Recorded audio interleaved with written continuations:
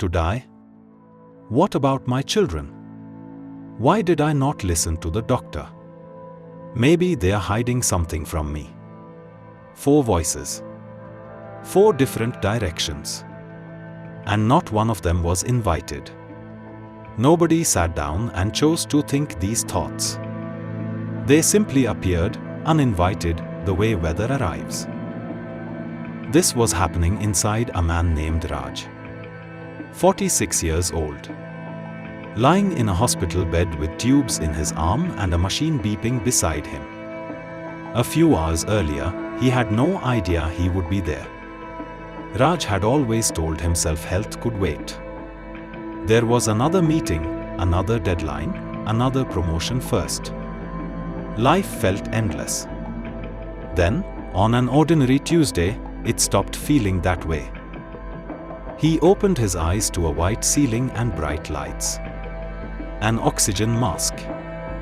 A nurse explaining the emergency. His wife walking in with swollen eyes. The doctors spoke of scans, treatment, and complications, but one sentence stayed with him. Then his mind woke up like an explosion. Look at what just happened. His body is lying in a hospital bed. But notice where the suffering really began. Not only in the body, in the mind. Fear spoke first. Memory followed. The future cut in. Imagination painted vivid scenes. A funeral, his children crying, his wife alone. His heart raced as if they were real. This is exactly what Bhagat Kabir Ji, the poet who lived 600 years ago, was pointing toward with one of the most powerful metaphors ever given to humanity. This Shabad explained the deep truth about the mind. Notice the image Bhagat Kabir Ji gives us. The horse is not an animal. The horse is our mind. The stream of thoughts that runs on its own, all day, without invitation. Worry, planning, replaying arguments, imagining disasters. That entire flow is the horse. It is not evil or broken. It is simply doing what minds do. Running. This Shabad explains how the mind behaves like an untrained horse. Why did Bhagat Kabir Ji choose a horse? Why not a donkey, an elephant, something else? There is a profound reason. A horse is powerful, intelligent, energetic, and beautiful. But that same power becomes dangerous without proper guidance. A horse is responsive. It notices tiny movements. It detects subtle tension. It feels fear in its rider through the reins. The same sensitivity that makes it dangerous also makes it valuable. Our minds are exactly like this. Think about Raj in that hospital bed. His mind receives a signal. Danger. And once a horse receives that signal, it does not think rationally. It panics. That panic spreads through the entire system. The heart races. The breathing becomes shallow. Everything responds to something that has not happened yet. Here is what is crucial to understand. A frightened horse is not trying to harm its rider.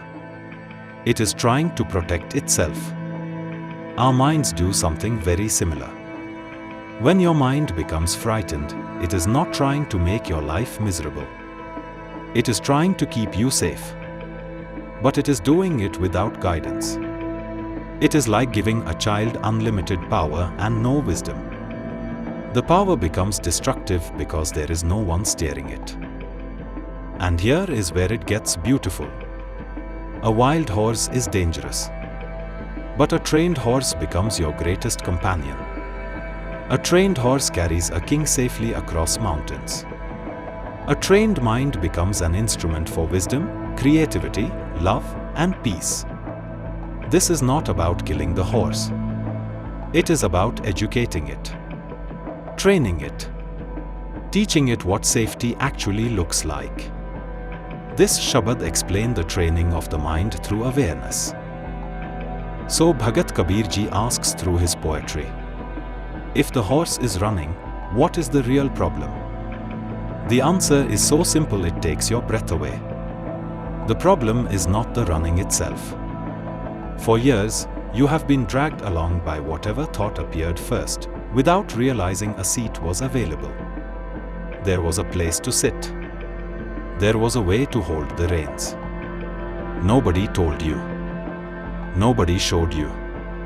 But the seat was always there. Let me recite the Gurbani that introduces this teaching from Bhagat Kabir Ji. This is not casual poetry.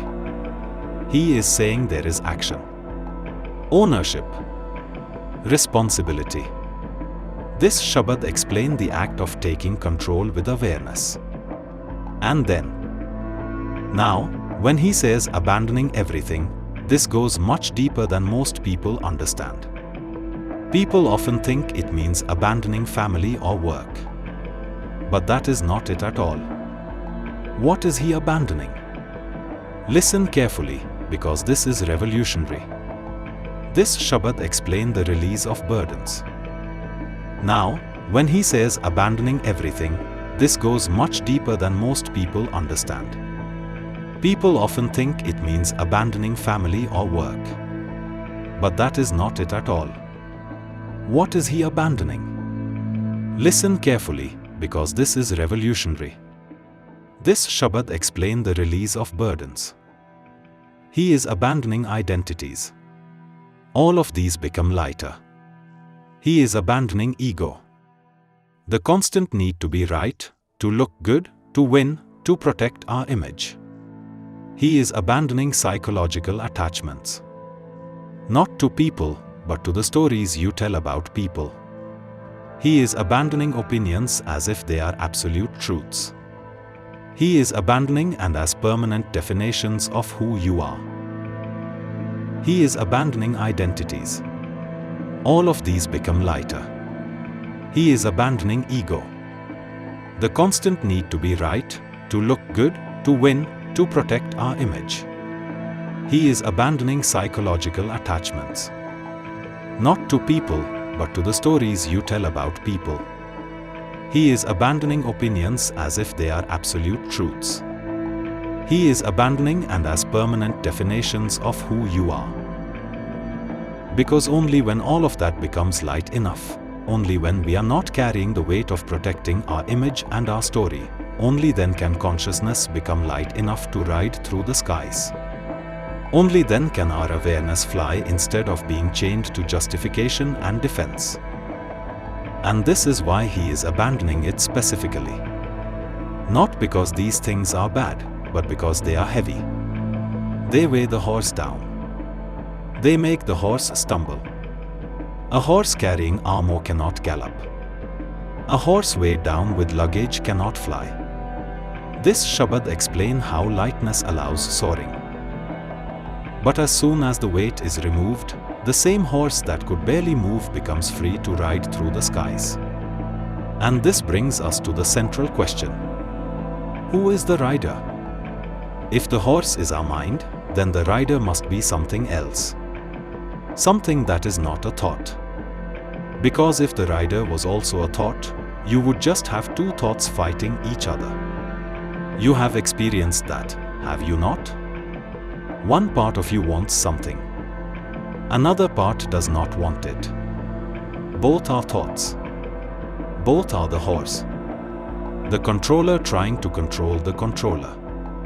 And what happens? Both get exhausted. The rider is not another thought. The rider is not our ego. The rider is something that Bhagat Kabir Ji calls, and many spiritual traditions call, the witness. The silent witness within us. This Shabad explains the role of the inner witness. What is the witness? It is so simple that we miss it. The witness is the part of us that notices our thoughts. Right now, as you are listening to these words, thoughts may be appearing. Some agree with what I am saying. Some question it. Some drift to something else entirely. You did not choose which thought would come next. It simply arrived. Yet something in you can notice it. When you say, "Oh, that noticing," that is the witness. And here is something that should make you pause. The witness is not something you create or achieve through practice. It has always been present. Before your first memory, it was there. Through childhood, through teenage years, through all the stages of your life. It was there. Your body changed. Your personality changed. Your beliefs changed. Your emotions changed. Your thoughts never stay the same. They are always changing. But this silent presence that knows every experience has remained constant. You do not become the witness. You already are it. You simply forgot while being fascinated by the movie of thoughts. You got lost in the storyline. The rider has always been there. Modern psychology has arrived at almost the same place, though they use different language. Therapists teaching mindfulness tell people to shift from to or from to. Let me give you more examples, because this shift is the simplest doorway for beginners. Instead of you say, instead of you say, instead of you say, this might sound like just a word game. It is not. This is the witness waking up. This small shift. It changes everything. Because now you are no longer trapped inside the experience. You are observing it from a little distance. In that space, freedom begins. Choices become possible. You are not just reacting automatically anymore. This Shabad explains the shift to observation. Now let me tell you what Bhagat Kabir Ji says about how the witness relates to the mind. Take your rightful place as the rider of your own mind. Do not let every thought decide where your life goes. He said. But understand what Bhagat Kabir Ji is really saying here. Self-reflection does not mean thinking about yourself. It means watching your own mind instead of being lost inside it. The moment you can say rather than you have already climbed into the saddle. You have already become the rider. This Shabad explained direct self-awareness as the mount. And here is the radical part that makes this teaching revolutionary. Bhagat Kabir Ji is saying something that changed spirituality forever. He is saying, and I want you to hear this clearly, do not merely borrow another person's realization. Ride your own direct experience. This is crucial. A doctor can heal your body. A psychologist can explain your mind. A spiritual teacher can point toward truth. Scriptures can inspire you. Teachers can guide you. But none of them can observe your thoughts for you. None of them can become aware on your behalf. That work, that inner observation, only you can do. No one else can ride your horse. This Shabad explained personal authority in practice. You could read every spiritual book ever written. You could attend thousands of teachings. You could memorize the Vedas. You could recite the Quran. You could study the Bible. But unless you sit down and actually notice your own mind, unless you become aware of your own experience, none of it means anything. It is all borrowed. It is all second-hand. And second-hand spirituality is no spirituality at all. The Buddha said something that perfectly captures this. Not, but this is what Bhagat Kabir Ji means by I made self-reflection my mount. I made my own direct experience my guide. I did not ride someone else's experience. I did not ride the scripture's experience. I did not ride the borrowed experience. I rode my own awareness. I became my own authority through direct seeing.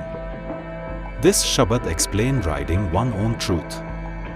Raj learns this a week into his hospital stay. An elderly visitor comes to see him. The visitor asks him, I did not write someone else's experience. I did not write the scripture's experience. I did not write the borrowed experience. I wrote my own awareness. I became my own authority through direct seeing. This Shabad explained writing one own truth. Raj learns this a week into his hospital stay. An elderly visitor comes to see him.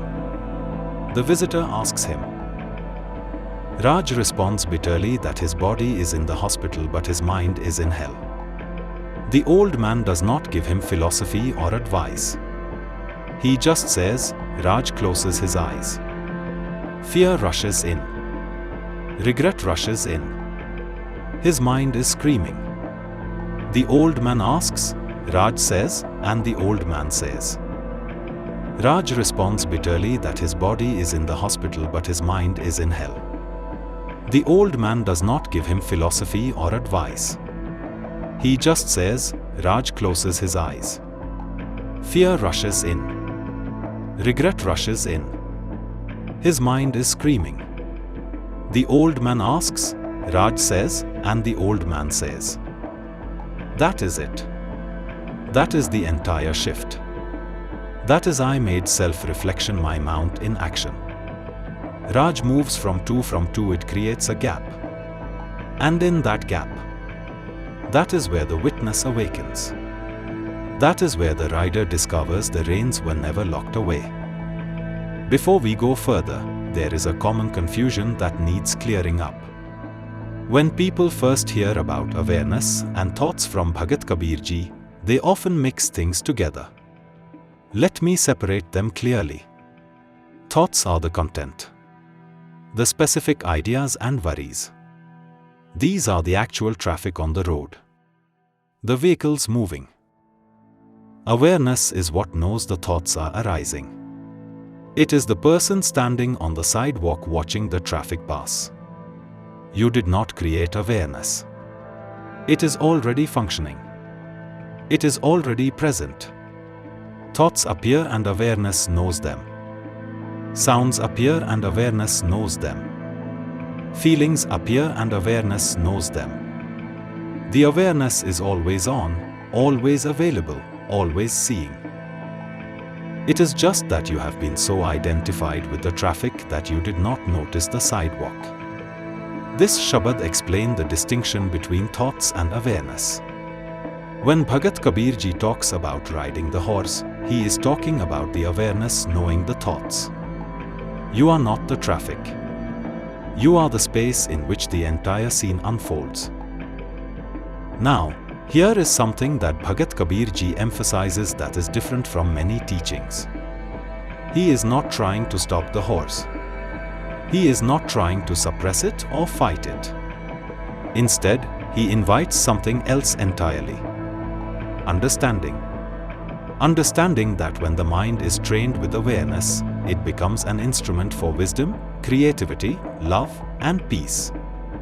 This Shabad explains natural training. And how is this training given? Through what Bhagat Kabir Ji calls Sehaj. Sehaj is a Punjabi word meaning natural, effortless, unforced balance. It is not a state you achieve through effort. It is a state that emerges when you stop struggling. But listen carefully. Sehaj is not laziness. This is important. Many people mistake effortless for careless. They think, oh, I just let my mind do whatever it wants. No. Sehaj is effortless awareness. There is a huge difference. Effortless means you are not forcing. But you are still aware. You are still present. You are still riding. It is like a master swordsman who moves without thinking. Not because he is not aware, but because he is so aware that thinking gets in the way. There is a story Bhagat Kabir Ji uses. A king found his path blocked by a noisy, chaotic crowd. He started shouting. He commanded them to move. But the more he shouted, the louder they became. There was chaos. Then an old gardener advised the king. He said, "Why are you fighting? Just sit under this tree instead." Wait. The king sat. He was patient, present, but not fighting. And gradually, the crowd drifted away. The path was clear. The gate had never been locked. It was his fighting against the crowd that created the problem. Our thoughts are like that crowd. When we fight them, we create more noise. When we are frightened of our own frightened mind, we have two frightened systems. But when we stop struggling, the mind settles naturally. This Shabad explains effortless presence. The feet rest in relaxed balance. Not a tight grip. Not effort. Not force. Just balance. This Shabad explains balanced riding. Now, there is something important that Bhagat Kabir Ji addresses that seems to contradict everything he has said. He says, "What is heaven? Heaven is not a distant place after death. Heaven is not something you reach when you are perfect or enlightened. Heaven is this present moment when the mind no longer torments you. When you are not being dragged by every thought and fear. Heaven is freedom from the tyranny of an unconscious mind." This Shabad explains heaven as present awareness. And it is even more than that. Heaven is the natural state of awareness before thought divides reality in two and before the mind creates suffering through resistance. It is the pure awareness that simply knows. Without judging, without grasping, without rejecting. That is heaven. And it is available right here, right now. But then Bhagat Kabir Ji says something that stops people. Wait. Has Bhagat Kabir Ji suddenly changed everything he has been teaching? This Shabad explains the loving discipline. This is where many people misunderstand. Bhagat Kabir Ji is not talking about violence toward the mind. He is talking about what you do when the mind becomes so frightened that gentle awareness seems impossible. When the horse is so panicked that even the softest rein seems useless. Imagine Raj sitting quietly with Vaheguru. Suddenly a thought appears. The horse bolts. His heart is racing. His entire nervous system activates. What does most of us do? We become frightened of our own frightened mind. We panic about our panic. The controller immediately shouts, "Stop thinking. Calm down. Meditate properly." But every command comes from fear. So the horse becomes even more frightened. Now there are two frightened systems instead of one. Fear feeding fear feeding fear. So what does the whip of love mean? It means staying kind, steady, and present even when your own mind has become frightened. It does not mean punishing yourself. It does not mean violence. It means responding with steady kindness instead of fear or force. Love disciplines.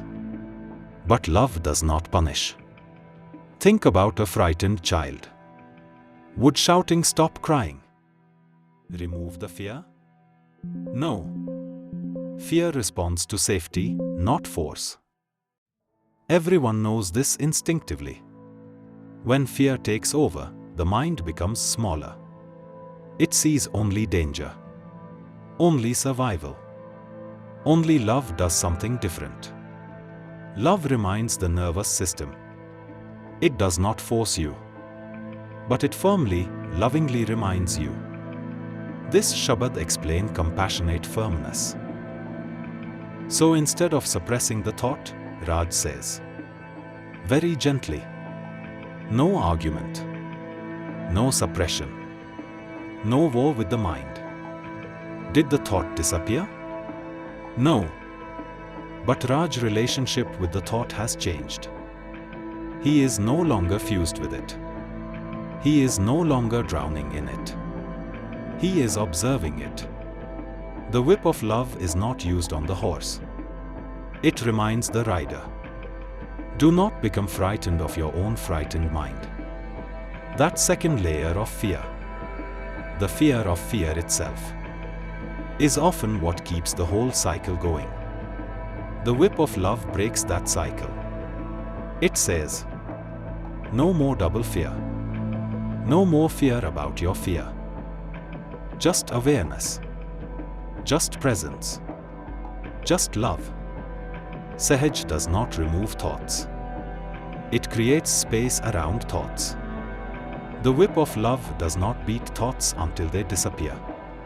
It gives you enough steadiness to stay with the frightened horse until it settles on its own.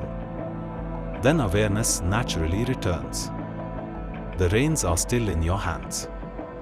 The horse is no longer dragging you. You are riding again. This Shabad explains loving guidance. Now, I want to talk about what actually happens when you practice, because most people get confused. They have expectations, and those expectations become a source of suffering instead of freedom. Most of us have been trained in concentration our entire lives. School teaches concentration. Work demands it. Sports reward it. So when we hear the word meditation, we reach for the same tool. We try to force our attention. We try to exclude thoughts. But this creates conflict. You are at war with your own mind. Concentration is holding attention on one chosen object through deliberate effort. It feels like gripping. It is extremely useful for external tasks. If you are writing code or playing an instrument, concentration is the right tool. But awareness is different. Awareness is the natural capacity through which experience is already known. It is not created. It is already present. Thoughts appear and awareness knows them. The mantra appears and awareness knows it. Awareness does not squeeze. It simply allows. It simply knows. When you are concentrating, you are trying to keep the mantra from leaving. You are forcing it. You are working hard. But when you are in awareness, you simply notice when the mantra has faded and gently remember it again. There is a dance between effort and letting go. That is where the real training happens. This Shabad explains gentle practice. Raj asks the question directly. The answer is no. Because the moment you begin forcing, the controller has taken the reins again. Instead, gently remember. The way you remember your mother face. You do not grip that memory. You do not force it. You just think of her and the memory appears. That is it. Just like that. Like placing a feather on water. Gently. Softly. And if the mantra fades into silence, that is fine. Let it fade. If thoughts return, do not panic. Just notice them kindly. And softly favor the mantra again. This gentle favoring, not force, is the entire practice. Now, people who practice often report common experiences. I want to talk about these as common experiences that may or may not happen. Some people find the mind is very active. Thoughts jump everywhere. They might notice memories surfacing, replaying, worries appearing. This can be disorienting. But this is not a bad thing. You are seeing your mind clearly for maybe the first time. You are seeing how wild it is, how many thoughts run through it. This is awakening, not failure. And every time you notice you have drifted, that noticing is the practice succeeding. That is the witness waking up. Every return strengthens the rider. Some people find that after practicing for a while, the mantra becomes softer. They are not pushing it as hard. They start to feel the difference between repeating with effort and simply remembering. Remembering feels lighter. There is a quality of grace. the practice becomes less effortful. Some people discover that the mind naturally wants to return to the mantra. When they drift and notice, the mind itself seems to want to come back. The practice is no longer a struggle against the mind. It is a cooperation with it. Some people notice that they recover from difficult emotions a little faster. When anxiety appears, they can observe it. When fear comes, there is space around it. But not everyone experiences these things, and that does not mean anything is wrong. Everyone's experience is different. The timeline is personal. The important thing is not what you experience, but that you keep practicing. One thing that many people report is that their sleep gets disturbed, or their anxiety feels worse, or they feel more unsettled. And they think the practice is harmful. But what is actually happening is that you are becoming aware of what was already there. Before the practice, you were so identified with your thoughts that you did not notice them. You were completely inside them, being dragged. But now, by introducing awareness, you are noticing them. You are seeing them clearly. When you first see something clearly, it can seem overwhelming. It is like turning on the lights in a room that was dark. The room was messy before, but you did not see it.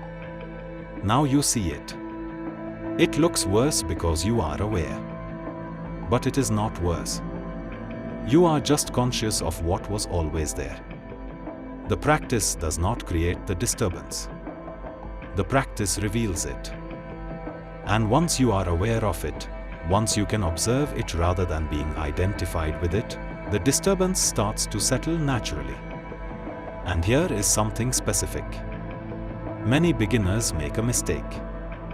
They think meditation should feel peaceful, and when it does not, they judge themselves. But this judgment becomes another layer of struggle. Let me be clear. Meditation is not about having a particular feeling. Meditation is about noticing what is actually happening. Sometimes what is happening is peace. Sometimes what is happening is chaos. All of it is part of the practice. The practice is the noticing, not the feeling. This Shabad explained true practice. There is another mistake people make. They become attached to positive experiences. They have one meditation where they feel peaceful, and now they want that again. So they practice harder to achieve it. But the moment you are chasing an experience, the witness has disappeared and the controller is back. The practice is about being present with whatever experience is arising, not chasing a particular one. And one more. Some people practice for a few days and feel nothing. So they stop. They think meditation is not for them. But this is like reading for 3 days and expecting fluency. Meditation requires repetition. It requires showing up again and again. The practice is the showing up. The practice is the returning. Every return strengthens the rider. Now, let me talk about something crucial. You might think, but that is a misunderstanding. You do not become the witness through practice. You are already the witness. You already are it. Meditation does not create the rider. It removes the identification with the horse. This Shabad explained recognition of what already is. Meditation is like waking up from a dream. You do not become awake by trying harder in the dream. You wake up by recognizing that you were asleep. The witness is like that. You are not becoming it. You are recognizing what you already are. Now, Bhagat Kabir Ji final teaching brings everything together. He says, they are the best riders who remain detached from the Vedas, the Quran, and the Bible. Now, this might sound like Bhagat Kabir Ji is criticizing these scriptures. He is not. These are beautiful, profound books. But here is what he is really saying. This Shabad explains independence from dependence. Bhagat Kabir Ji is not criticizing the Vedas, the Quran, or the Bible. He is criticizing dependence. A map is useful. A map can show you where the mountain is. A map can explain the terrain. But you must still walk. You must still climb. The map is not the mountain. A menu is useful. A menu can describe the taste of food beautifully. It can explain the ingredients. But you must still eat. You must still taste. The menu is not the meal. Scripture points toward truth. Scripture can inspire you, guide you, point the way. But awareness alone lets you experience it. Knowledge about riding is not the same as riding. Knowing the philosophy of meditation is not the same as meditating. Understanding Bhagat Kabir Ji words is not the same as living them. True mastery comes not from memorizing teachings. True mastery comes from actually sitting down and riding. From actually experiencing. From direct seeing. And this brings us to the most revolutionary teaching in all of this. Do not ride my experience. Do not ride Buddha experience. Do not ride Guru Nanak experience. Do not ride the Vedas experience. Do not ride the Quran experience. Do not ride the Bible experience. All of that is borrowed. All of that is second-hand. Let their words point the way. Absolutely. Use their wisdom. Be inspired. Let their light guide your path. But let your own seeing become the journey. Let your own awareness be the rider. Let your own direct experience be the authority. That is the living essence of I made self-reflection my mount. I made my own direct experience my guide. This Shabad explains authentic living. This is why Bhagat Kabir Ji emphasizes this so strongly at the end. Because the human tendency is to stay safe. To hide behind someone else's realization. To say, or and all of those are fine stepping stones. But they are only stepping stones. You must step onto your own ground. You must trust your own direct seeing. You must become your own authority through your own experience. Not arrogantly. Not dismissing teachers or scriptures. But by honoring what they point toward and then actually looking for yourself. Now, let me give you practical guidance for your own practice, because understanding is one thing. Actually sitting down and doing it is another. Sit quietly each day. 20 minutes is a good amount. Not too short, not overwhelming. If you are completely new, start with 10 minutes. But eventually work toward 20. Close your eyes. Do nothing for the first moment. Just be. Let your mind settle a little. Then gently introduce the mantra. Softly. Like placing a feather on water. When silence comes, and it will come, rest in it. Do not do anything. Do not try to maintain it. Just rest. Let the silence be there. If you drift, if the silence breaks and thinking returns, that is fine. Note it kindly. And softly remember the mantra again. No judgment. No frustration. Just gentle returning. The practice is not perfect meditation sessions. The practice is the gentle return. Every time you drift and come back, that is the practice working. And carry this awareness into daily life. When anxiety appears before a difficult conversation, pause. Take a breath. Ask yourself. That simple question creates the shift. Instead of recognize when you are in conflict with someone, notice the reaction arising. Not but the moment you notice this, everything changes. You have a choice now. The witness has awakened. When fear comes, remember. The witness is there. The rider is awake. This Shabad explained daily application. Remember, Bhagat Kabir Ji is saying, the horse has been running your whole life. It is time to settle into the saddle. It is time to trust your own direct experience. It is time to become your own authority through awareness, not through borrowed wisdom. Use teachings as a map, but walk the territory yourself. Sit. Introduce the mantra gently. When the mind wanders, notice with kindness and return. Practice not for perfection, but for the simple act of noticing. Practice to become the rider. Practice to wake up from the dream you have been living. The rider has always been within you. The reins have always been there. The horse is waiting. You have always been the one meant to ride. This is your journey. No one else can see through your eyes. No one else can observe your mind for you. No one else can become aware on your behalf. That work is yours alone. That authority is yours alone. That freedom is yours alone. Bhagat Kabir Ji is not asking you to believe him.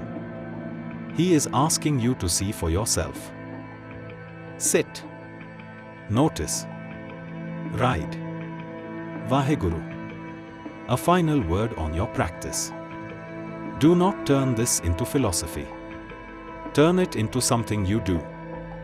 Tomorrow, sit for 10 or 20 minutes. Just sit. Just practice. Do not expect anything. Just notice what is happening. That is enough. And here is the promise of Bhagat Kabir Ji, based on thousands of years of experience. If you ride, if you sit, if you practice, you will discover freedom. Not the freedom to not have thoughts. Freedom to not be trapped by them. Freedom to be the rider instead of the horse.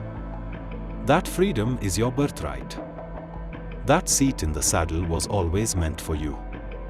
It is time to sit. The horse is waiting. The reins are in your hands. The witness is already awake inside you. Ride. Vaheguru.